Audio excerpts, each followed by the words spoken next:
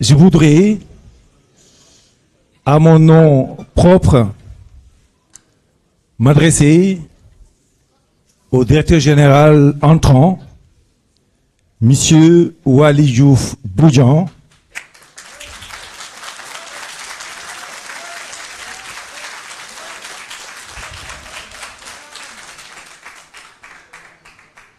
pour lui adresser toutes mes félicitations et souhaiter pour lui succès et pleine réussite.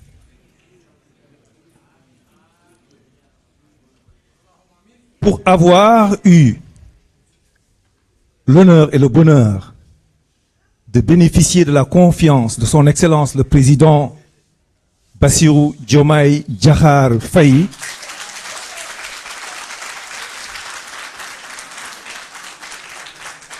pour conduire aux destinées du port autonome de Dakar, tutelle de tous les ports du Sénégal, dépositaire des droits et obligations de l'État sur la concession avec le port minéralier de Bargny.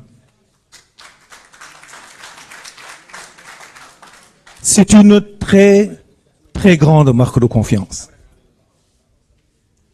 Tant que la station regorge une mission très challengeante, très délicieuse du point de vue de l'engagement sacerdotal au travail. Cher Waly, nous avons échangé depuis plus de 10 jours sur les questions du port avec une approche cordiale que j'ai beaucoup appréciée. Nous avons ensemble travaillé à converger vers une passation de services que j'ai laissé le format à votre choix. Et vous l'avez fait tel qu'on l'avait prévu, je vous en remercie. Vous êtes le patron du port de Dakar, le site de Dakar. Vous êtes désormais le patron du port de Dakhonga Foundiougne. Vous êtes le patron du port de Kaolack. Vous êtes le patron du port de Ziguinchor et de sa filiale Carabane. Vous êtes le patron du port de Saint-Louis. Vous êtes le patron de tous les ports de pêche du Sénégal. Vous êtes le patron des ports de plaisance du pays. Vous êtes aussi le patron de la gestion en matière de transfert de droits et obligations du port de Bargny-Sendou. Sur vos épaules reposent désormais 95% de nos échanges extérieurs. Sur vos épaules reposent désormais 90% de nos recettes douanières. Je ne peux confirmer que vous êtes dépositaire d'une très grande marque de confiance des autorités du pays. J'ai dit à mes équipes que vous êtes une chance pour le port. Vous avez une proximité avec le Premier ministre Ousmane Sonko qu'on peut valablement comparer à celle que j'avais avec le président Macky Sall. C'est un ressort que les portuaires doivent mettre à profit pour que votre posture serve à faire sauter les verrous administratifs parce que les compétences du port sont certifiées et aussi le port est un condensé de compétences pour conduire les destinées de la mission. Merci. Jërëjëf. Salaamaaleykum wa rahmatullah. Wax ji mën na bañ a gudd. Ni ko sëñ Mansour waxee di ko sant di ko gërëm. Mais comme li mu wax rek Waly dafa am ay mbokk. Ay papa ma ngi fi ñoom gouverneur Bodian ak i nijaayam ñoom Alpha. Waaye nag dafa am ay xarit. Am ñu mu doon àndal ci li mu nekkee woon. Man taxaw ma fi tànk yi protocole parce que loolu la ma nit ñi xamee. La preuve bi ma ñëwee commencé naa ci dugg te waroon naa ñëw toog. Waxee moo fi tamit kàddu chef de cabinet bu premier ministre Ousmane Sonko. Mais dama fiy waxee ci xaritu Waly parce que man Waly sama xarit la ñëpp xam nañ ko ñëpp xam nañ ko man taxawuma ci benn passation de service muy ministre muy DG du benn passation de service boo xam ni taxaw naa fekkee ko bu Wally rek laay ñëw te fii tamit laay mujj ndax dafa am loo xam ni boo koy def day mel ni influence ndax man fu ma taxaw dañuy yaakaar ni damay influencer wala Ousmane Sonko ma yebal moo tax may daw nit ñi mais avant may ñëw ci Wally damay remercier di encourager di féliciter le directeur général mais plus particulièrement yéen collaborateur am laay wax parce que tey ni mu maîtriser dossier li mu fi wax yépp c'est parce que vous avez collaboré collaboration boobu nag bu ngeen ko indee ci Wally yéen a ngi koy jàppale yéen a ngi jàppale réew mi bu ngeen ko indiwul ci Wally mu xool naka lay def wut ay collaborateur te jàpp naa ni bu dee ay patriote ngeen di ay sénégalais di ngeen jàppale Wally ci collaboration bi ngeen defal kon yéen comme yàlla dafa def nit ki bu amee problème balaa ay mbokkam a taxaw ay dëkkandoom taxaw te Wally li muy def ak yéen du ko def ak ñun dañ leen di dénk Wally damay wax nag ci turu ay xaritam ñu ngi fi fees del di wax ci turu ay goroom di wax ci turu ay promotionnaire am di wax ci ay turu collègue am Wally pour ma wax ci moom sax day jafe mais li ma leen di wax gis nga tekkaaram go nga wax fulla rek la fees mais dafa am qualité boo xam ni moom la ku nekk di laaj te loolu dama koy déy syndicaliste yi parce que Wally nekkoon na secrétaire général syndicat comme yéen kon wokkatu bu tase gestu la mais qualité bi ëpp solo ci doomu aadama mooy générosité et il est extrêmement généreux loolu pour bañ a nekk fii ñu naan dama koy jay wala dama koy kiiwal mais dama leen di wax nii am ngeen directeur et je suis persuadé conscient te bu ma tëddee nelaw xam naa ni il va relever le défi comme nag yaa tuddee kii noo ko tuddee directeur bi moom laa tuddee le solutionneur du port. le solutionneur waaw man kii xam naa ni balaa weer wi di nga ma woowutal ku tur jeex na nii lañ asalaamaaleykum mbooloo mi maa ngi nuyu ñi fi teew ñëpp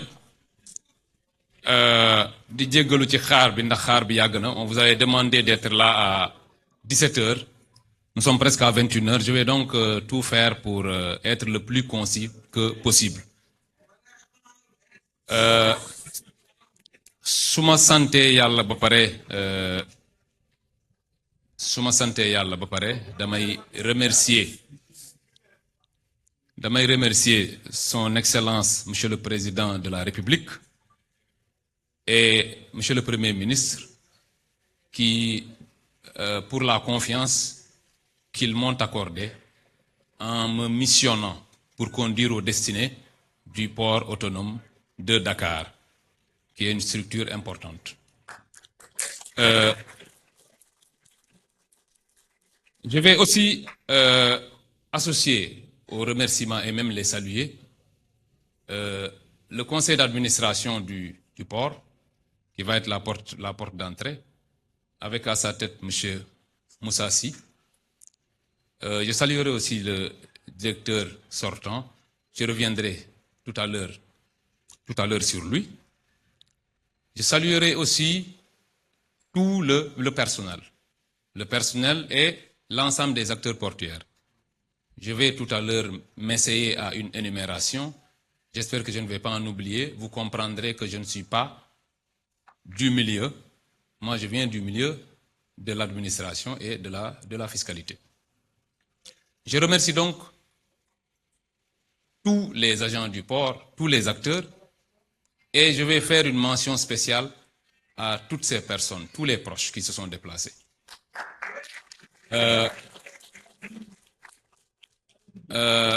Tous ceux qui se sont déplacés, en commençant d'abord par la famille, les Bassirois. J'ai tout à l'heure montré l'orthographe du mot Bassir, parce que parfois on dit Bassir, parfois Bassir. Je commencerai par eux, mes oncles qui sont là. Je ne vais pas trop commenter. C'est par eux que tout doit commencer. Le gouverneur, il fallait prendre la parole. On a remanu s'enquête. Hein? On a remanu s'enquête, mouregi matinji, njati bajabul. Voilà, donc, en dehors de ces... En dehors des parents, il y a l'ensemble des proches. Tout le monde, vraiment, je ne vais pas citer. Lima am ci ay nit yépp ngi fi. Des amis, de vrais amis, ils sont là. Samay goro au sens large, ils se reconnaîtront. Mais aussi et surtout, mes collaborateurs en politique, ceux avec qui je partage au niveau de Keur Massar, am na ñoo xam ne faut que me revenir sur eux. C'est toute la sécurité de Ousmane Sonko. Parce que, alors, ces gens-là, li ma boole ak ñoom laa gën a jege ci parti bi. Il y a beaucoup de personnes qui se sont étonnées de voir un inspecteur des impôts qui s'occupe de sécurité. Man, je m'adapte à tout. Loo ma jox mën naa cee ne.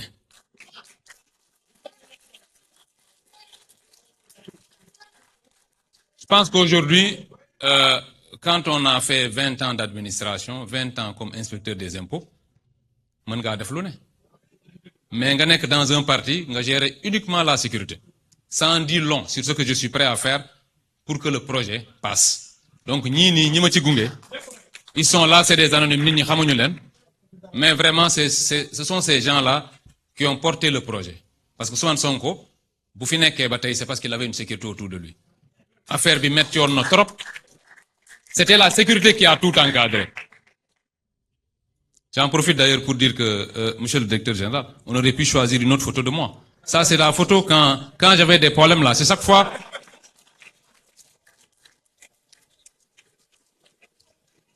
Hein, ça a eu une bougalane, photo bien le presse vidéo. Wali Diouf Bodian, hein, non, on aurait pu la changer. C'est une photo qui me stresse là. Alors, dans ces remerciements aussi, j'ai un peu oublié les administrations sœurs. J'ai rencontré ici Abdourahmane Wade, qui est le directeur, je crois, du système d'information. Nous avons une classe au niveau de l'université. Ça fait déjà très longtemps. On a vieilli maintenant. Première année de droit, en son temps. J'espère que je n'ai oublié personne dans ces remerciements. Je suis conscient du fait que le port autonome de Dakar est quand même le véhicule de respiration économique de ce pays. Et que si l'on me le confie, c'est parce qu'on attend de moi que de la performance. Le président de la République et le Premier ministre me connaissent suffisamment pour savoir que dans tous les services où j'ai été, Yalla jàppale na ma, j'ai pu faire des résultats. Et il n'y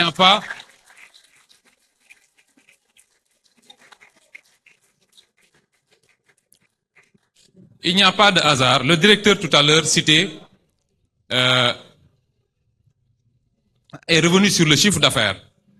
Le chiffre d'affaires un peu du port pour l'année passée. Alors ce chiffre est à peu près égal à ce que j'ai fait au niveau du CME2, CME1, le centre des moyennes entreprises, en 2019. C'est un peu avant les événements que vous connaissez, mais en 2019, on avait déjà au niveau du CME à peu près le chiffre d'affaires. Nous, c'était des recettes. Ici, c'est un chiffre d'affaires. Donc, c'est pour vous dire que je suis habitué aux défis et j'entends les relever.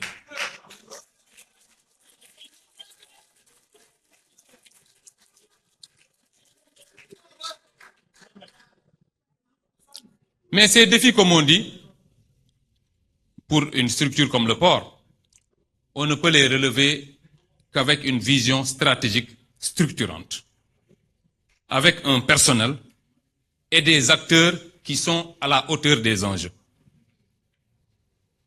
Il faudrait qu'on se comprenne. Si nous sommes tous unis autour de l'essentiel, nous arriverons à faire des résultats. Et à cet égard, je voudrais vous assurer, le personnel de tous les ports et tous les acteurs portuaires, je me tiens prêt à avoir avec vous une collaboration franche, juste et bénéfique pour tout le monde.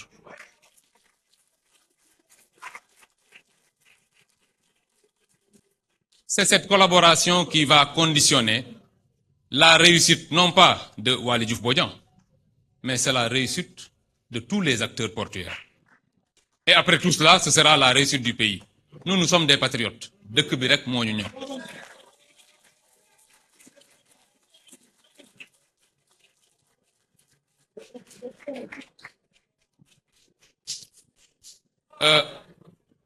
Je vais conduire aux destinées du port en m'adossant, le directeur y est revenu tout à l'heure. Je suis d'ailleurs surpris par la connaissance profonde qu'il a du projet. Ça veut dire que le projet intéresse tout le monde. Le chapitre 12, effectivement, nous allons nous adosser au projet. Parce que on a eu un combat politique dans lequel on a demandé aux Sénégalais de nous confier les rênes de ce pays pour que nous puissions insuffler un ensemble de changements et de ruptures.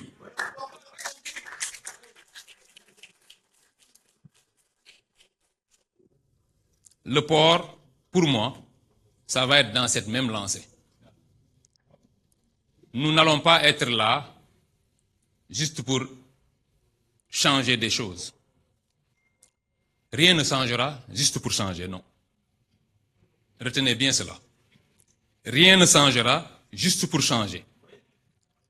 Mais tout ce qui doit changer, changera.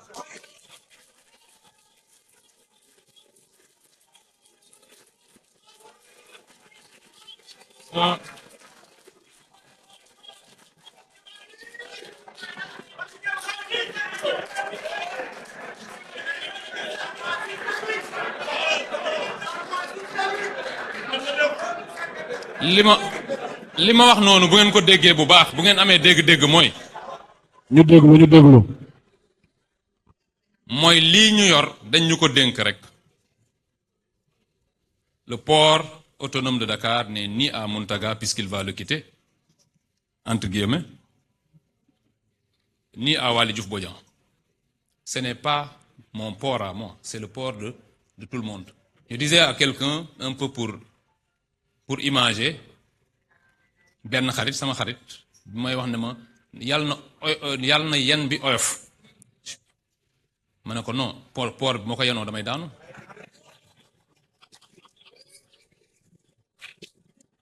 naruma koo yenu c'est-à-dire que ñun ñëpp ñoo koy yenandoo mais ku ñëw jël port ne ñu ne la yàlla na yen bi oyof rek nga yenu port bi tu te retrouves derrière le môle 3 là. Donc c'est pour vous dire que nous sommes dans une démarche de justice. Nous sommes dans une démarche de performance. Tout ce qui m'amène ici au port, bu ma bàyyee DGID ñëw port, vraiment c'est pour que l'on puisse ensemble, de façon intelligente, relever tous les défis. Ces défis, on les connaît. Vous les connaissez mieux que moi. Moi, je suis inspecteur des impôts. Vous les connaissez mieux que moi. L'optimalité des opérations, la compétitivité sous-régionale, il y en a qui ont maîtriser que moi. Ce sont ces défis-là, pour n'en citer que ceux-là, qui vont nous intéresser pendant le temps qu'on va passer au niveau du port. Pour les syndicalistes, on m'a dit qu'il y avait 7 syndicats. 5? Quelqu'un m'a dit 7 tout à l'heure. Il y en a 5, oui. Je pense qu'on doit pouvoir s'entendre. Parce que dans toutes les organisations où j'ai été, c'est le personnel qui a été le plus proche de moi. Je sais me mettre au niveau du personnel parce que je suis syndicaliste d'abord. Dans mon ADN, vous trouverez le syndicalisme, vous trouverez la politique et vous trouverez un fonctionnaire dans l'âme. Donc quand vous avez ces trois-là, les syndicalistes war nañoo mën a juboo parce que li ngeen di def doon naa ko def man.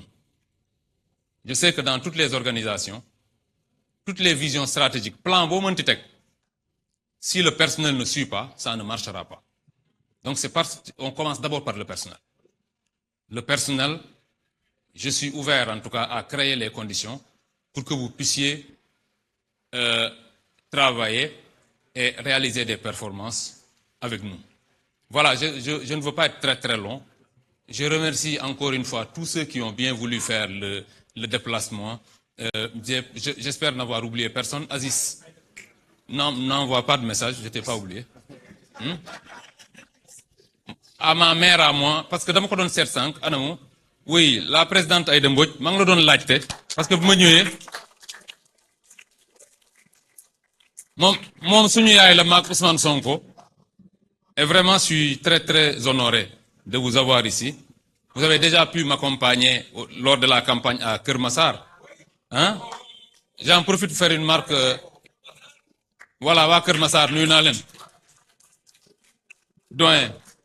Voilà, j'espère que je n'ai pas été trop long. Je souhaite que nous puissions travailler ensemble. C'est pour ça qu'on est là. Encore une fois, monsieur le directeur, dans le texte que j'ai écrit,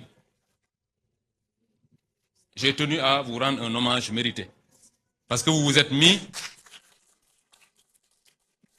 au service de ce pays pendant 10-11 ans. Et vous avez pu, on l'a rappelé tout à l'heure quand on était lors de la passation, on a rappelé les résultats appréciables qui ont été les vôtres. Ça, il faut qu'on vous le reconnaisse. Vous avez fait des résultats appréciables et c'est la raison pour laquelle je vous ai dit, lors de notre première rencontre, nous n'avons que le Sénégal en ligne de mire. Nous avons pu échanger de façon très très cordiale en dehors de la connaissance de qui que ce soit. Personne ne vous a influencé, personne ne m'a influencé. Et nous nous sommes vus à plusieurs reprises et le courant est passé. Adina, comme je dis, Amoul Ben Solo, et on va continuer quand même à prendre vos conseils, à collaborer avec vous, parce que quand même, vous avez une connaissance de cette maison dont on ne peut valablement se passer. Voilà, je vous remercie. Je ne veux pas être trop long. Merci à tout le monde. Merci à la presse.